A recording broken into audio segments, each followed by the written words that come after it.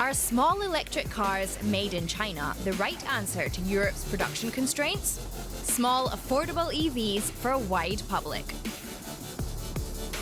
China is the pacemaker for in bringing small electric vehicles to the roads of the world. Small cars powering a mobility transformation and making electromobility affordable for the masses. The affordability of electric mobility, this is one of the key factors to master the transition towards carbon-neutral mobility. Why are so few low-cost electric cars on the road in Europe? At the lower car segments, there's no product offer from Volkswagen or other European or Western car manufacturers. Right now, the risk is extremely high that the electric car will no longer be affordable for the average citizen. E-cars made in Germany are simply too expensive. China could close this gap in the European market. Affordability is very important for European consumers today, so I think there's a very high demand in the market for small vehicles. What needs to happen for Europe to also enjoy small, affordable EVs? The Chinese industry is now in a position to democratize electric mobility for the world. REV is on the lookout for answers. They've realized that small vehicles are how you move e-mobility forward. Dw from Lower Saxony imports small electric cars from China to Germany. One model, the 35-kilowatt Dayun ES2, at a price of €34,500, minus the German government's environmental bonus. €11,000 cheaper, the Jidu D2S with 27 kilowatts. There's a huge range of small EVs, but only in the Chinese market. The Wuling Hongguang, for example, is China's best-selling electric car, with a price equivalent to just €3,700. You can buy a BYD Seagull there for just €10,400. And a Geely Panda Mini costs just €4,900. The Chinese e-car market is a bargain hunter's paradise. Around every fifth car can be had for the equivalent of less than €15,000. 12% cost between 15 and 20,000. 37% between 20 and 30,000. 21% between 30 and 50,000. And only 11% cost more than €50,000. China supplies the market you need with small vehicles, including in Europe. Dw built a business selling the Russian car brand Lada in Germany. But since Russia's invasion of Ukraine, the business with Ladas has ground to a halt. And so he's made Lada Germany's dealer and service network, with more than 320 branches available to Chinese car makers. From the beginning, we've known that the European market is important for electric vehicle manufacturers. We did a bit of research. German car owners drive an average of 40 kilometers a day. These small electric vehicles have a range of 300 kilometers. That's enough for a week. So I think there's a very high demand in the market for small vehicles. In China, the small EV market has been built up systematically.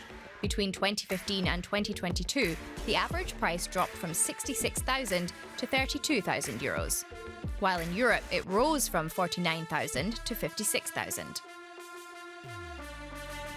The development of China's electric car industry was supported for decades by governmental policies and subsidies. From the start, there's been a focus on what kinds of vehicles are actually produced.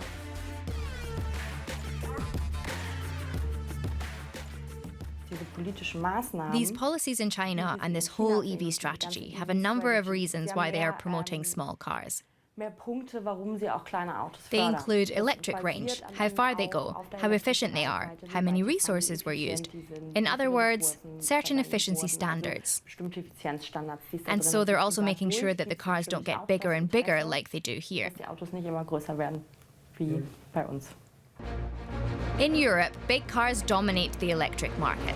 Small electric cars play only a minor role, like the electric Fiat 500, which can be had for €35,000.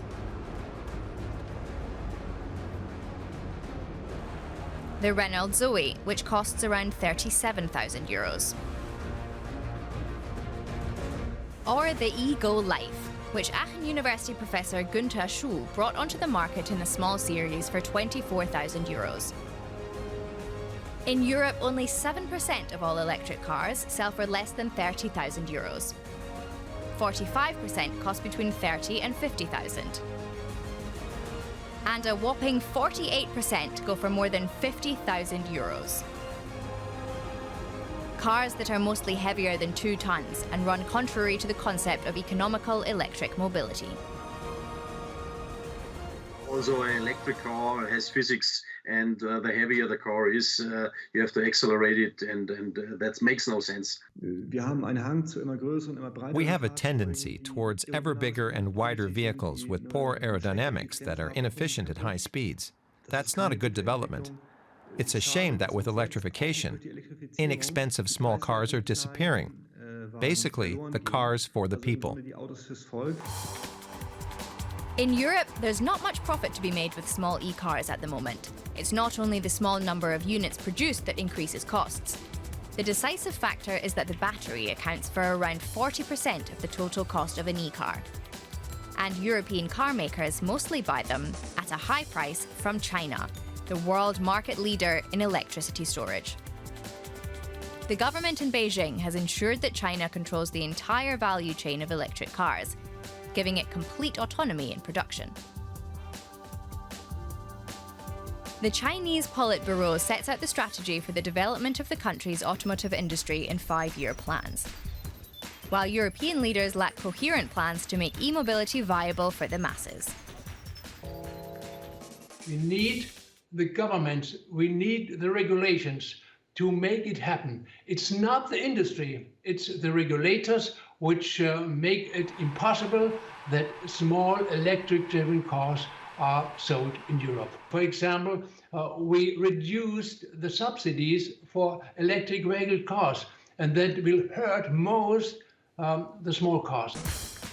The Dacia Spring, Europe's cheapest electric car, was available in Germany in 2022 for €11,500, after a subsidy of €9,000. In 2025, without subsidies, it'll cost almost twice as much, while a high-end electric SUV from BMW will increase in price by just 20% to €55,000. At least Volkswagen has announced that it will launch an electric car for less than €25,000, but not until 2026.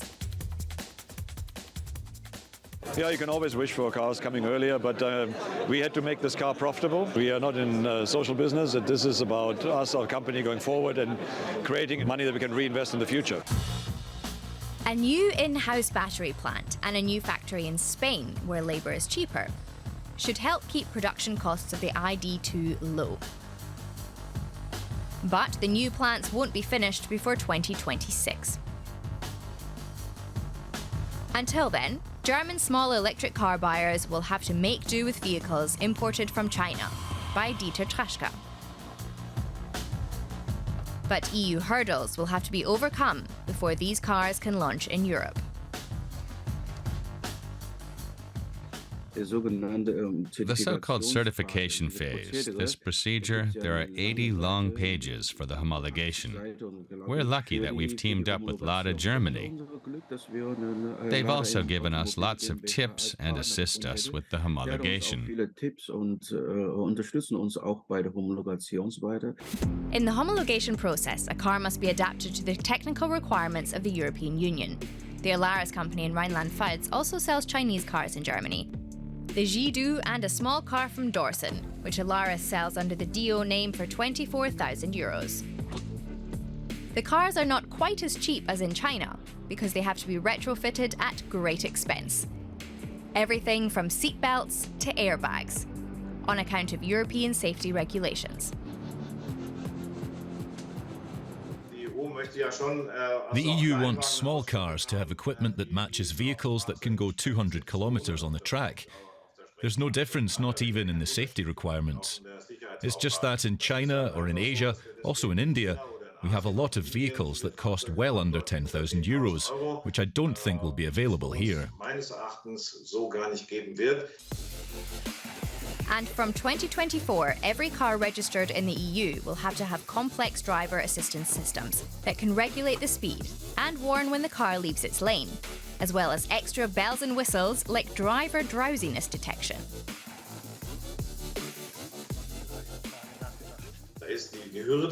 That's where the bureaucratic and technological hurdles that the EU is imposing on the small car sector are a hindrance and push up prices.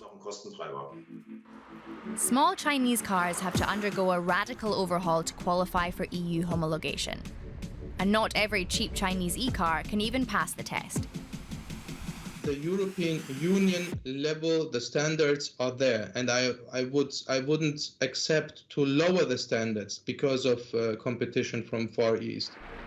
However, European manufacturers trying to produce a low-cost electric car are also struggling with the EU's costly safety regulations. Somehow, Europe doesn't seem to be the right place for cheap e-cars. I really don't know how to make it more affordable. What we can do, because we have the situation, we have the framework what we have. I doubt that the price will be at the same level as Chinese car. But what we should do as Europeans we need to be more efficient. I'm optimistic. I want to be optimistic, and we need to be optimistic because we don't have any other choice. But time is running out for the European auto industry. William Li, the head of Chinese carmaker NIO, has announced plans to launch a sub-brand of small electric cars in Europe next year. And Chinese carmaker Great Wall, which produces small e-cars like the Ora Funky Cat and Ora R1, has already started to shake up the German market with the help of Switzerland's ML Frey Group. Europe's largest car dealer is making around 200 of its dealerships and service outlets in Germany available to market the Ora Funky Cat, and soon also a revamped version of the Ora R1. Emil Frey made a name for itself in the 1970s when it started selling Japanese brands like Subaru and later Mitsubishi in Germany. In the 1990s, Emil Frey also imported the first Hyundai cars to Germany and helped establish the Korean brand in Europe. There are a couple of similarities to the launch of the Japanese manufacturers in the 70s and the Korean manufacturers in the early 90s. We know especially what is important for a dealer to be successful, and how long that will last, nobody knows. We have seen other manufacturers take over then, especially in important markets like Germany. Hyundai went independent after being jump-started by Emil Frey, and now also produces its cars in Europe. That circumvents high EU tariffs and avoids the high costs of import-export. Could this be a blueprint for Chinese car makers? The key question is also going to be, will Chinese producers actually stop exporting only and also start producing in Europe? And I think once that's happening, then they've made it, and I think then they can also contribute to these goals of producing cheaper cars in Europe for European customers. And that will also then trigger a reaction by European car makers that there's a demand for these, and to also come up with their own solutions. Dieter Trashka is convinced that he's only a pioneer as an importer of Chinese e-cars and won't be doing this job for more than 5 years. What the Japanese used to do when the Koreans came. First, there were importers, and then they tried to establish the market themselves. You can't gain another market. That's what the Japanese showed. That's what the Koreans showed. And that's what the Chinese are now going to show in a more brutal way. And he's convinced that small Chinese e-cars like the Dayun will play an important role in opening doors to the European market. It doesn't rattle, it doesn't clatter, it runs quietly, quieter than some cars we produce here in Europe. And for me, who lives in the countryside, and I drive, and I suddenly sense that the ducks on the road don't move because they didn't hear the car. Without China, we'd be driving around without small electric cars. Will China save e-mobility in Europe? They've realized that small vehicles are how you move e-mobility forward. China is the savior of the world, by providing cheap electric mobility. If I say it in this way, it will open the doors to a lot of discussion. The world is saved by those who buy it. It's always a matter of demand. Yes, clearly China is not only a pacemaker, but I would say the Chinese OEMs are not only pacemakers, but also catalysts in our transition to electric mobility. Whether small Chinese e-cars overrun Europe in the future, or the European auto industry is spurred on by competition from China to build more affordable e-cars itself, the impetus from China will definitely help make electromobility more affordable for everyone. What do you think? Let us know in the comments below.